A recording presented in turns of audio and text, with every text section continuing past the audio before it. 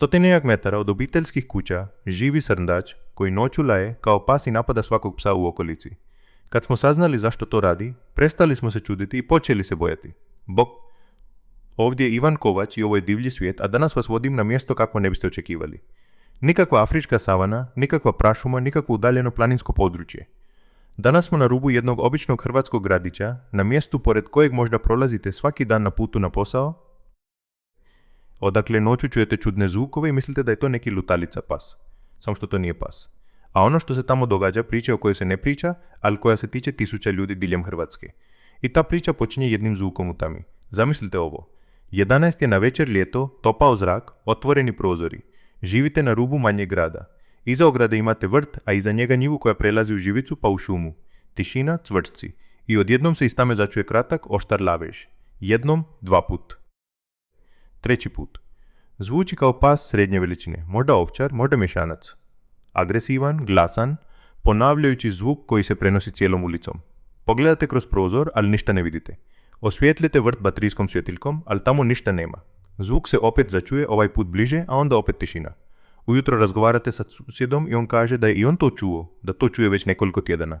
Da se njegov pas, koji inače spava u kućici u vrtu, svaki put razleje. A onda skviči i skriva se iza vrata. Da je susjeda prek puta rekla kako ju je ta životinja toliko preplašila mačku da se 3 dana nije vratila kući.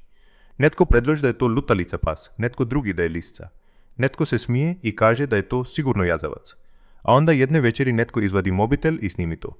Na snimci se vidi životinja koja stoji nasred vrta, otprilike 15 metara od stražnjih vrata obiteljske kuće. Ima vitke noge, riđe među dlaku i male rogove. To je srndač, obični europski srndač. I taj srndač stoji. Gleda ravno u kameru i laje. Laje kao pas, glasno ponavljajući, s takvim intenzitetom da to zvuči kao upozorenje, kao prijetnja, kao da govori: ovdje sam ja, ovo je moj teritorij, a vi ste ovdje suvišni. I sad vam se možda vrti po glavi. Čekaj malo, srndač valjda ne laju. Srndač su ta tiha, plaha životinja koju viđamo na livadama i koja bježi čim zaustavite auto na cesti. Srndač su na razglednicama i u dječjim knjigama. Srndači valjda nikog ne ugrožavaju. I upravo tu je problem, jer ono što većina ljudi misli o srndačima predstavlja samo dio istine. A onaj drugi dio, onaj manje ugodan, mnogo je zanimljiviji. Ali krenimo lijepo od početka. Prvo recimo gdje se točno to događa i koliko dugo. Slučajevi o kojima ćemo danas govoriti dolaze s različitih mjesta diljem Hrvatske. Ali da bismo to mogli konkretno zamisliti, uzet ćemo jedan tipičan primjer.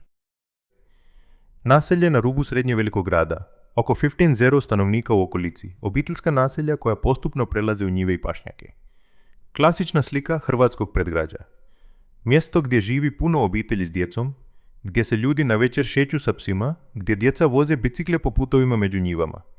I baš tu se prije nekoliko godina počeo pojavljivati srndač koji se ponašao drugačije od ostalih. Mještani su ga prvi put primijetili u proljeće, kad se počeo pojavljivati u vrtovima i glodati mlade izdanke voćaka. To samo po sebi nije ništa neobično. Srndači u Hrvatskoj redovito zalaze u vrtove, pogotovo tamo gdje naselja graniče s njihovim prirodnim staništem. No ovaj konkretni srndač nije se ponašao onako kako biste očekivali. Kad je vlasnik vrta izašao i pljeskanjem rukama i gestama pokušao dati do znanja da treba otići, srndač nije otišao. Stajao je na mjestu, gledao čovjeka, a onda počeo lajati. Vlasnik vrta, iskusan vrtlar, koji je bezbroj puta vidio srndače, rekao je da nešto slično nikad u životu nije doživio. Da ga je taj zvuk preplašio više nego bilo koji pas, jer je bio toliko neočekivan, toliko neprirodan, da mu je trebalo neko vrijeme da shvati što se zapravo događa. I to je bio tek početak. U sljedećim mjesecima srndač se počeo pojavljivati redovito, ne povremeno, ne slučajno, nego sustavno. Svak večeri, obično oko 21 ili 22 sata, izlazio je iz šume, prelazio preko njiva i zaustavljao se na rubovima vrtova te lajao. Ponekad 5 minuta, ponekad 20, ponekad cijeli sat. Taj se zvuk prenosio cijelom ulicom i budio ljude koji su imali otvorene prozore. Roditelji male djece počeli su zatvarati prozore, čak i u najvećim vrućinama, jer je taj zvuk djecu budio i plašio. No ono što je uslijedilo bilo je mnogo gore. Jedne večeri lokalna žena izašla sa svojim psom u uobičajenu šetnju. Imala je koker španjela, psa srednje veličine, mirnog, kojeg je svaki dan šetala istom trasom. Hodali su putom među njivama, otprilike 200 metara od zadnjih kuća, kad se iz tame pojavio srndač. I umjesto da pobjegne, što je prirodna reakcija srneće divljači na prisutnost psa, napao je. Spustio je glavu, potrčao i udario rogovima psa u bok. Pas je zaskvičao. Žena je počela vikati, a srndač je odstupio par metara, ali nije otišao. Stajao je tamo, lajao i udarao prednjim nogama o tlo. Žena je zgrabila psa, koji je krvario iz 2 razderotine na boku i otrčala kući. Ovo nije bio izoliran slučaj. U sljedećim je tjednima srndač napao još jednog psa. Ovaj put većeg mješanca koji je težio oko 30 kg. Vlasnik psa rekao je da je srndač izletio iz grmlja poput strijele, bez upozorenja, i pogodio psa u rame tolikom snagom da je pas pao na tlo. Prije nego što se vlasnik snašao, srndač je napao po drugi put. Pas se branio, počeo lajati i gricat, ali srndač je imao prednost oštrih rogova i tvrdih papaka. Na kraju je pas uspio istrgnuti se i pobjeći, ali imao je duboku ranu na prednjoj nozi i morao je kod veterinara na šivanje. A onda je došao i treći slučaj. Ovaj put srndač je napao malog Yorkshira. Pas je preživio samo zato što je njegova vlasnica munjevito reagirala, podigla ga sa zemlje i pobjegla. Srndaču je progonio 20 metara prije nego što se zaustavio. 3 napada tijekom jednog ljeta, 3 ozlijeđena psa i jedan srndač koji se ponašao na način kakav nitko od mještana nikad prije nije vidio. Zašto se to zapravo događa, a? Sad pogledajmo zašto se to događa, jer je odgovor fascinantan, ali pomalo zastrašujuć. Europski srndač, latinski Capreolus capreolus, najrasprostranjenija je vrsta jelena u Europi. U Hrvatskoj živi procijenjeno oko 100 do 150 jedinki, što ga čini jednom od najbrojnijih vrsta krupne divljači u našoj zemlji. Srndači su prilagodljivi, otporni i evolucijski nevjerojatno uspješni. Dok mnoge druge vrste divljači u Europi uzmiču, populacija srndača raste i to prilično brzo. I tu počinje problem, jer dok srndača sve više, prostor u kojem žive sve se više smanjuje. Hrvatski krajolik se mijenja, gradovi se šire, satelitska naselja zauzimaju livade i njive, ceste dijele šume na sve manje fragmente, a srndači, koji su teritorijalne životinje s čvrsto omeđenim domaćim okruzima, odjednom se nalaze u situaciji da njihov teritorij zadire u ljudska naselja. Ne zato što bi tamo htjeli biti, nego zato što nemaju kamo drugdje otići. Lavež je posve prirodan asad o tom lajanju. Da, srndači doista laju i to nije nikakva anomalija ni poremećaj u ponašanju. To je posve prirodan i uobičajen način komunikacije koji srneća divljač koristi tisućama godina. Stručno se to zove alarmni zov, odnosno upozoravajući glas. Srndači ga ispuštaju u trenutku kad primijete opasnost. To je kratak, oštar, ponavljajući zvuk koji zvuči iznenađujuće slično lajanju psa srednje veličine. Frekvencija mu je oko 1 do 1,5 kHz, zvuk koji se vrlo dobro širi u noćnoj tišini na udaljenost od nekoliko stotina metara. Biološki, taj zvuk ima nekoliko funkcija. Kao prvo upozorava ostale srndače u okolici da postoji opasnost. Srne majke tako upozoravaju svoje mlade da se ne miču i ostanu skrivene u travi. Kao drugo, to je signal predatoru.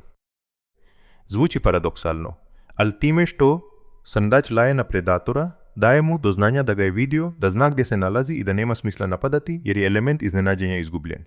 U biologiji se to zove poštena signalizacija, honest signaling. Srndač time govori, vidim te, na oprezu sam, izgubio si prednost, idi potraži nekoga drugog. Kao treće, i to je ključno za našu priču, riječ je o obrani teritorija. Srndači su izrazito teritorijalni, pogotovo mužjaci u razdoblju od travnja do kolovoza, kad traje parenje i kad mužjaci aktivno brane svoj okrug od drugih mužjaka. I ne samo od drugih mužjaka, nego od svega što percipiraju kao uljeza, uključujući pse, mačke, a u nekim slučajevima i ljude. I tu dolazimo do srži problema. Srndač na rubu naselja nije lajao zato što je bio bolestan ili poludio. Lajao je zato što je branio svoj teritorij. Teritorij koji je u krajoliku omeđio, a koji je uključivao i vrtove obiteljskih kuća. Za njega ti vrtovi nisu bili ljudski prostor. Bili su dio njegovog okruga, mjesta gdje pase, gdje se odmara, gdje se u vrijeme parenja pari. A psi koji su se kretali tim prostorom za njega nisu bili kućni ljubimci. Bili su uljezi, konkurenti, potencijalni predatori. I reagirao je onako kako reagira svaki srndač koji brani svoj teritorij. Upozorio ih je, a kad upozorenje nije upalilo, napao je. Jeste li se ikad zapitali koliko zapravo divljih životinja živi odmah iza vaše kuće? Većina nas nije ni svjesna da je dovoljno par koraka preko ograde, pa smo u okolišu koji pripada životinjama. Mi mislimo da je krajolik oko naših gradova naš, da su njive naše, da su živice naše, da su putovi među njima naši. Ali s perspektive srndača koji tamo živi cijeli život, sve je zapravo obrnuto. Mi smo uljezi. Mi smo ti koji su došli na njegov teritorij. A on radi ono što radi svako biće koje se osjeti ugroženo u vlastitom domu. Brani se. I usput, ako vas ova tema zanima i želite doznati više o tome kako divlje životinje žive tik uz nas, o čemu većinom nemamo pojma, provjerite jeste li se pretplatili na ovaj kanal. Divlji svijet izlazi redovito i svaka epizoda donosi vam priče iz svijeta prirode koje će vas zajamčeno iznenaditi. Samo kliknite na pretplatu i zvončić da vam ništa ne promakne. Reakcije mještana, a sad natrag našem srndaču. Pogledajmo reakcije mještana jer su same po sebi prilično riječite. Kad su se vijesti o agresivnom srndaču proširile naseljem, reakcije su bile različite. Neki su to shvatili s humorom, govoreći da imaju novog čuvarkuću samo s rogovima. Drugi su bili doslovno prestravljeni, pogotovo roditelji male djece. Jedna majka koja živi u kući otprilike 150 metara od mjesta gdje se srndač najčešće pojavljivao, rekla je da je prestala puštati djecu u vrt nakon 19 sati na večer. Da kad iz vrta čuje lavež, zaključa stražnja vrata i provjeri jesu li prozori prema vrtu zatvoreni. Doslovno je rekla da se osjeća kao u filmu gdje vani vreba nešto opasno, a ona ne zna što bi s time. Da je zvala općinu, policiju, lovačko društvo i posvuda su joj rekli da srndač nije opasan i da se nema čega bojati. Samo što je ona vidjela što je taj srndač učinio susjedovu psu i bojala se što bi mogao učiniti djetetu. Drugi mještanin, muškarac oko 60 godina, koji je cijeli život živio na selu i poznavao prirodu, rekao je da nešto slično nikad nije doživio. Da je srndače viđao cijeli život, ali nikad nije vidio da se srndač ponaša ovako agresivno. Rekao je da je kao mladić s djedom išao u šumu po gljive i da su srndači uvijek bježali čim bi čuli korake. A sad tu ima srndača koji stoji na njegovom vrtu. Rekao je da mu se čini kao da se svijet okrenuo naopako. A onda su tu bili vlasnici pasa. Oni su bili najpogođeniji, jer za njih to nije bio samo neugodan zvuk noću. Za njih je to bila opasnost za njihove životinje. Jedna vlasnica zlatnog retrivera rekla je da je nakon napada na susjedova psa potpuno prestala šetati u okolici. Da sad autom ide na drugi kraj grada gdje ima parkova i igrališta i tamo šeta psa. Da je to apsurdno jer živi na rubu prirode, ali je ne može koristiti jer se boji srndača. Drugi vlasnik psa rekao je da je počeo nositi štap u šetnju. Ne da bi njime tukao srndača, nego da bi ga mogao otjerati ako napadne.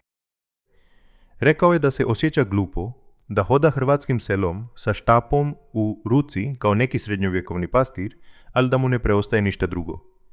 I tu dolazimo do važnog aspekta cijelog problema.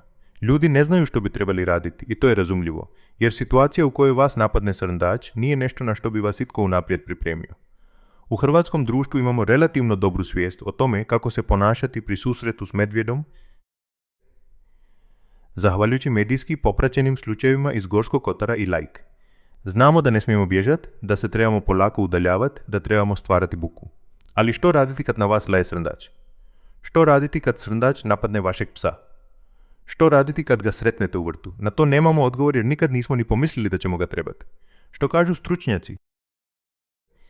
I upravo zato smo se obratili stručnjacima, a njihovi su odgovori bili fascinantni. Zoolog koji se dugoročno bavi ponašanjem jelena u urbaniziranom krajoliku objasnio nam je da slučaj agresivnog srndača na rubu naselja nije iznimka. Rekao je da se slični slučajevi u Hrvatskoj pojavljuju sve češće, te da je posljednjih 10 do 15 godina zabilježio izrazit porast prijava sukoba između srneće divljači i ljudi u prigradskim područjima. A razlozi su, po njemu, jasni. Kao prvo, populacija srndača u Hrvatskoj raste. Moderni poljoprivredni krajolik srndačima paradoksalno odgovara. Polja uljane repice i pšenice pružaju obilje hrane. Živice i međe nude zaklon, a izgradnja na rubovima gradova stvara mozaik staništa koji je za srndače idealan. Imaju dovoljno hrane, dovoljno zaklona i relativno malo predatora, jer se vukovi u većinu područja Hrvatske još nisu vratili u dovoljnom broju da bi imali izraziti utjecaj na njihovu populaciju. Kao drugo, izgradnja se širi u krajolik. Satelitska naselja, industrijske zone, nove ceste, sve to oduzima prostor u kojem su srndači tradicionalno živjeli. A srndači se, za razliku od nekih drugih vrsta, ne povlače dublje u šume. Umjesto toga prilagođavaju se. Uče živjeti u blizini ljudi, a to znači da su sukobi neizbježni. Kao treće, i to je možda najzanimljiviji faktor, srndači u prigradskim područjima gube prirodnu plahost. Stručno se to naziva habituacija.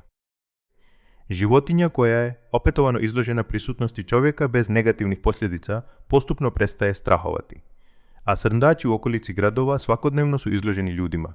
vide ih u vrtovima, na putovima, u autima. I zato što im ljudi uglavnom ništa ne rade, srndači nauče da ljudi nisu prijetnja. A životinja koja se ne boji čovjeka ponaša se drugačije od one koja se boji. Hrabrija je samopouzdanija u razdoblju parenja, kad su mužjaci puni testosterona i brane teritorij. Može biti i agresivnija. Veterinar s kojim smo razgovarali dodao je još jednu važnu dimenziju. Rekao je da su srndači koji žive u blizini ljudskih naselja često izloženi kroničnom stresu. Stalna buka, svjetla, mirisi, prisutnost pasa i mačaka. Sve to na njih djeluje, a kronični stres kod životinja dovodi do nepredvidivog ponašanja. Životinja pod stresom pretjerano reagira na podražaje koje bi u normalnim okolnostima ignorirala. Pas koji bi u šumi srndača samo prepao i naveo ga na bijeg, u prigradskom području može izazvati agresivnu reakciju, jer je srndač već u stanju povišene napetosti i psa doživljava kao posljednju kap. Mogu li srndač napasti čovjeka? I sad dolazimo do pitanja koje si vjerojatno postavljate od početka ovog videa. Može li srndač napasti čovjeka? Može li srndač napasti čovjeka? Odgovor je da, i to nije samo teorija. U Njemačkoj, gdje je problem su života srneće divljači i ljudi u prigradskim područjima još izraženiji nego kod nas, posljednjih su godina zabilježene desetine slučajeva u kojima je srndač napao čovjeka. U jednom slučaju iz Bavarske srndač je napao ženu koja se šetala šumskim putom. Rogovima joj je razderao jaknu i nanio joj posjekotine na podlaktici. Žena je morala biti zbrinuta u bolnici. U drugom slučaju, iz Donje Saske, srndač je napao biciklista. Srndač je izletio iz grmlja, udario ga i biciklist je pao. Kad je pokušao ustati, srndač ga je napao ponovno. Biciklist je zadobio modrice i posjekotine od rogova. U Britaniji, gdje je populacija srneće divljači također vrlo visoka, zabilježeni su slični slučajevi. Britanska dobrotvorna organizacija koja se bavi zaštitom jelena objavlja izvještaj prema kojem je broj prijavljenih napada srndača na ljude u Engleskoj u posljednjih 10 godina porastao za otprilike 40%.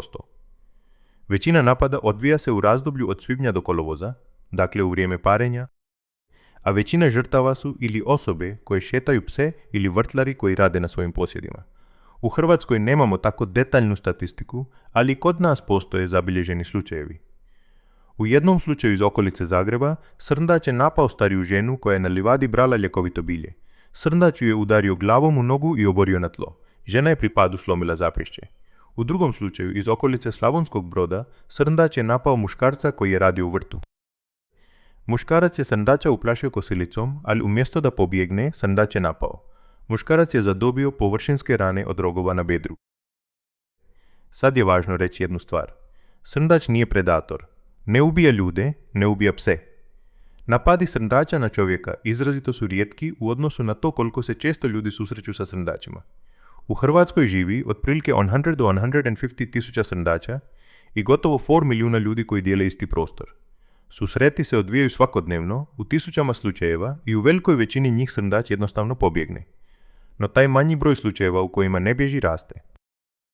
I to je trend koji ne bismo trebali ignorirati. I znate što me na tome najviše fascinira? Ta promjena naše percepcije. Srndač je u hrvatskoj kulturi simbol nevinosti i ljepote prirode. Nalazi se na razglednicama, u dječjim pričama, u narodnoj tradiciji.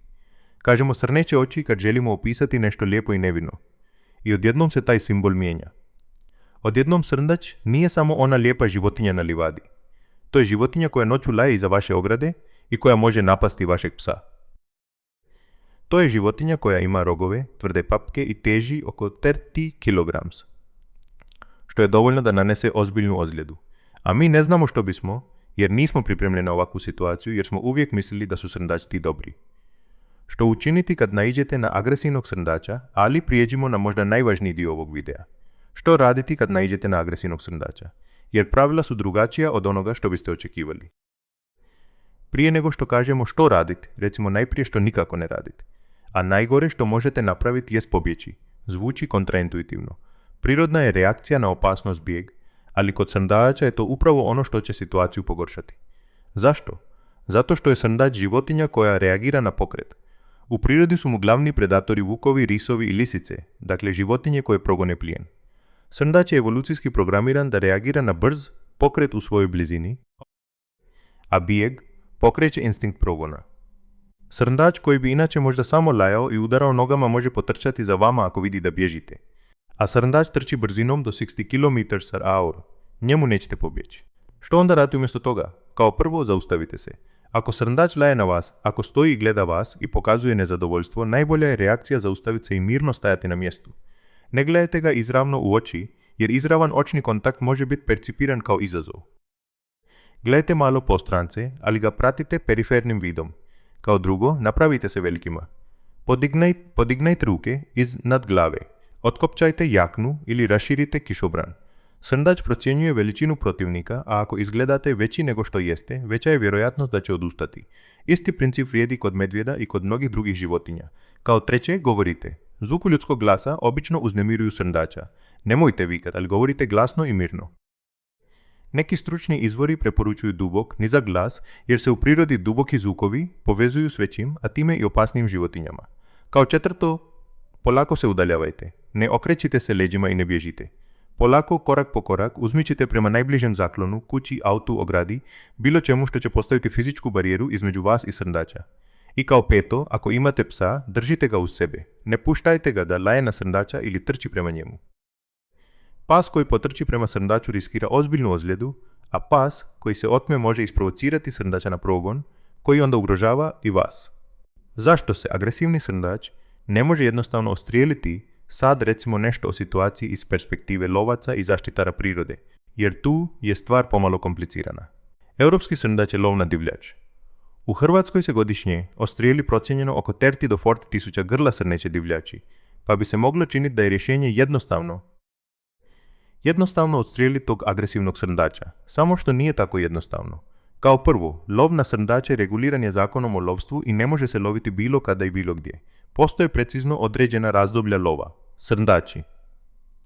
Mužjaci. Lov se otprilike od svibnja do rujna, srne od jeseni do zime, ovisno o lovištu i lovno-gospodarskoj osnovi. Izvan tih razdoblja lov je zabranjen.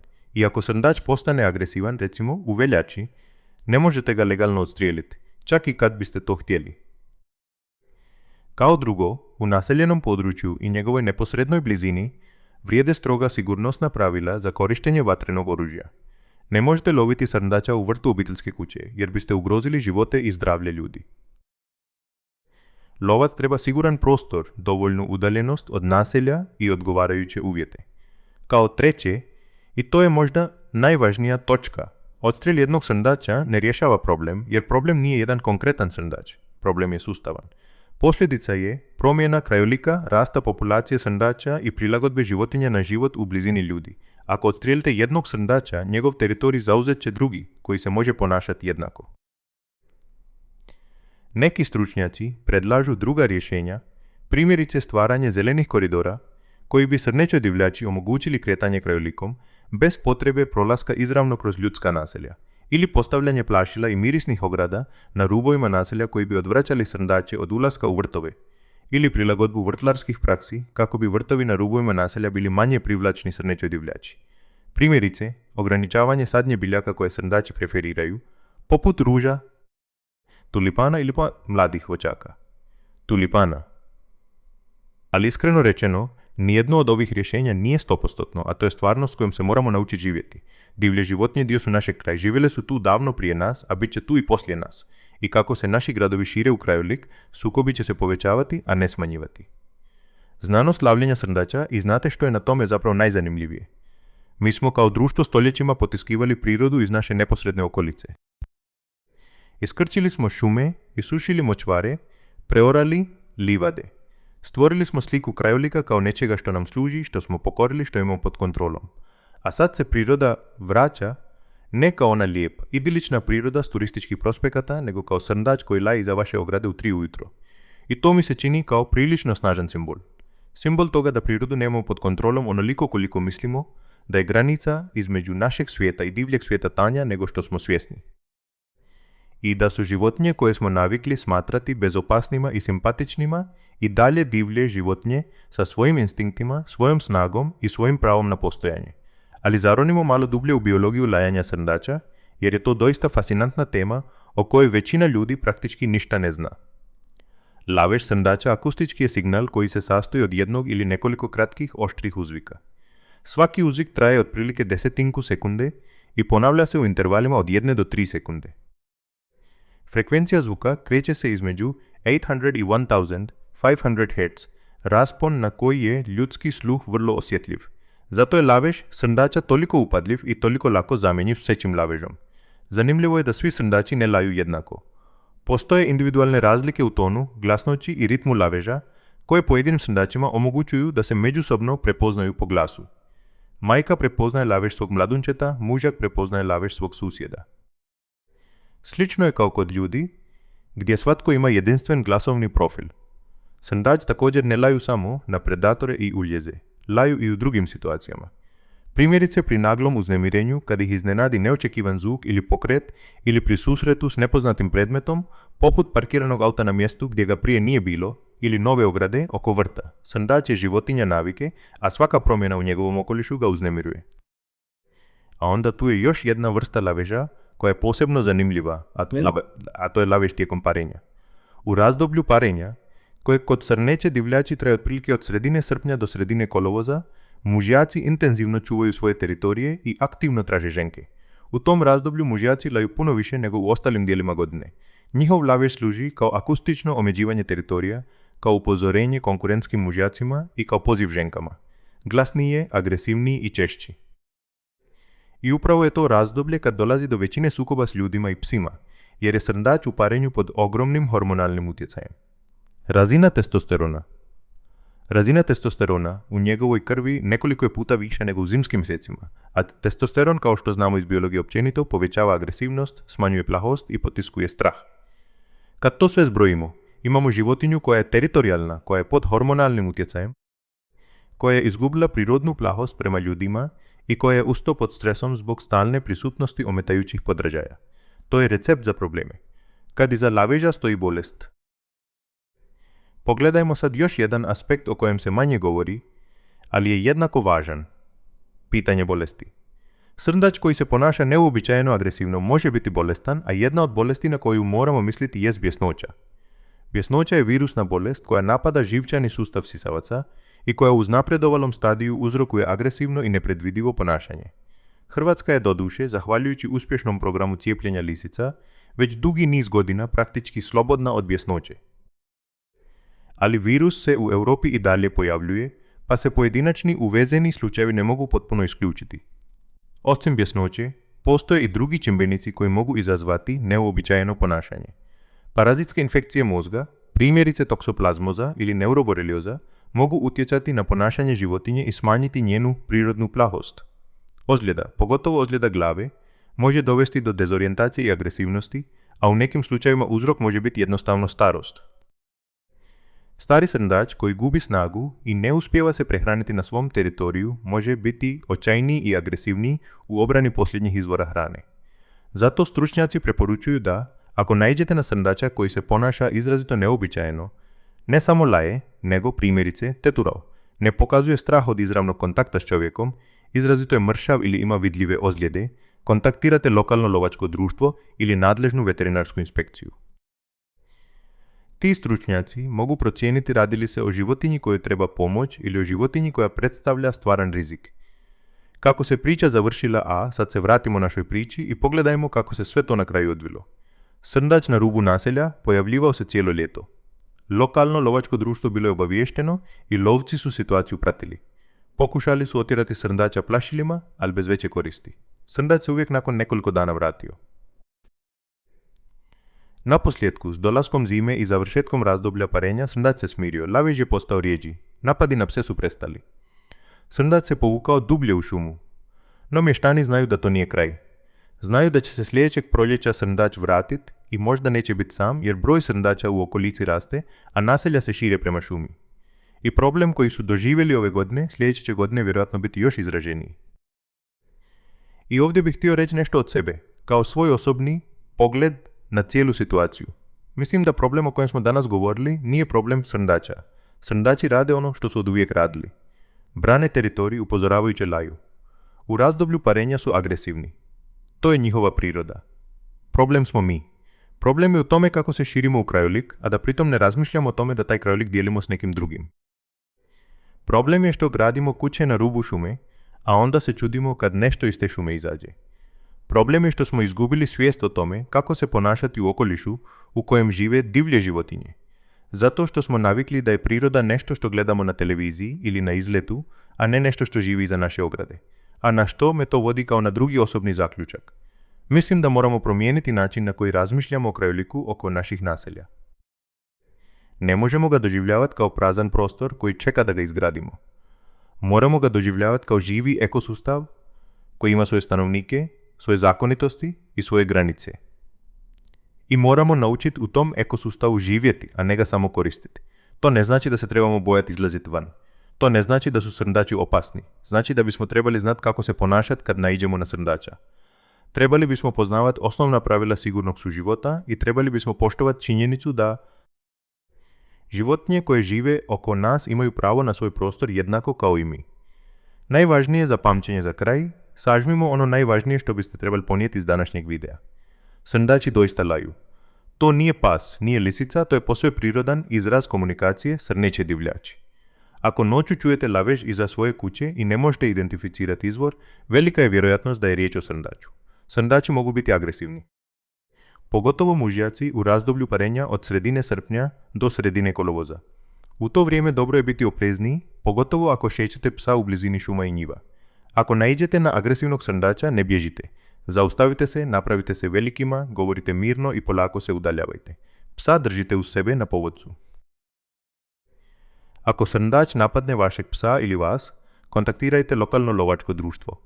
Ne pokušavajte sami hvatati, tjerati ili ozlijediti srndača. To je divlja životinja i zaslužuje poštovanje.